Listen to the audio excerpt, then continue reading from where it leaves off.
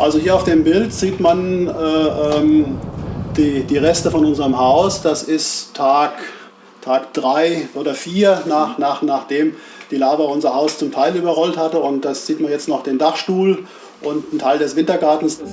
Die Koffer waren gepackt, die Vorfreude groß. Eigentlich wären Bettina und Axel Mondl jetzt gerade auf ihrer Trauminsel, in ihrem Haus, der Casa Persephone auf La Palma. Doch dann bricht der Vulkan aus. Wir hatten am Anfang die Hoffnung, weil da ist noch ein alter Vulkankegel dazwischen, dass der das abhält. Hat er am Anfang auch. Aber dann am 3. Tag ist es um den Kegel herumgelaufen. Und dann war klar, dass wir davon betroffen sind. Und man hat dann auch gesehen, scheibchenweise, wie die Lava über unser Grundstück kommt und näher kriecht, bis das Haus dann weg war. Tausende Deutsche leben auf La Palma oder haben dort ein Ferienhaus, wie die Mondls aus Groß-Gerau. Seit Anfang des Jahres sind beide im Ruhestand. Jetzt sollte es öfter nach La Palma gehen. Und das hier drüben war unser Haus, ja, neben der Solaranlage. Ja, wie gesagt, hier drüben. Und vor dem Vulkanausbruch und nach dem Vulkanausbruch sieht die Fläche so aus. Das Traumhaus auf den Kanaren, verschwunden unter einer bis zu 15 Meter hohen Lavaschicht. Die Mondls geschockt. Jetzt, nachdem 1,5 Wochen rum sind, hat man das einigermaßen verdaut. Die ersten 3 Tage waren wirklich katastrophal, also extrem schlecht geschlafen. Das hat schon bös reingehauen. Über 1000 Häuser wurden bisher zerstört. Die Infrastruktur ist stark beschädigt. Wasser- und Stromleitungen sind hinüber. Und bisher müssten 20 Kilometer Straßen neu gebaut werden. La Palma hatten sich die Mondls in den 80er Jahren bewusst ausgesucht.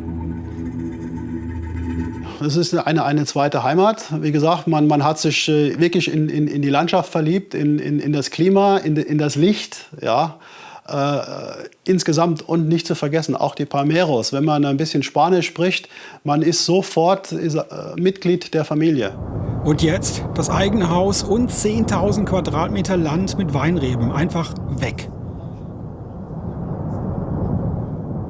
Das war ja schon, sage ich mal, der letzte Beweis, dass es wirklich verschwunden ist. Das war nochmal so nochmal ein sehr schwerer Moment, Stich ins Herz. Ja, nicht ganz einfach. Auch jetzt so nochmal, wird man schon nochmal ein bisschen wehmütig, muss ich ganz ehrlich sagen. Ja, auch wenn ich jetzt vielleicht am Lachen bin, aber so ist mir eigentlich gar nicht zumute.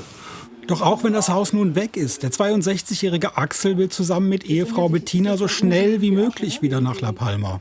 Wenn der Ausbruch vorbei ist, dann gehen wir auf jeden Fall. Wir haben etliche Dinge noch zu regeln. Wir wollen es auch noch mal sehen. Wir wollen es, dass man abschließen kann. Das wird sicherlich noch mal emotional eine größere Geschichte. Die Mondls hoffen nun auf ihre Versicherung. Das Haus war gegen Elementarschäden inklusive Vulkanausbrüche versichert. Und La Palma lockt weiterhin. Das ist definitiv so, ja.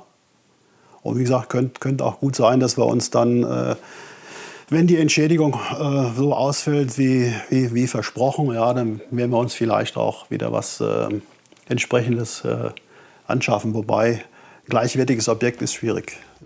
Der Traum vom Haus im Süden ist also noch längst nicht ausgeträumt.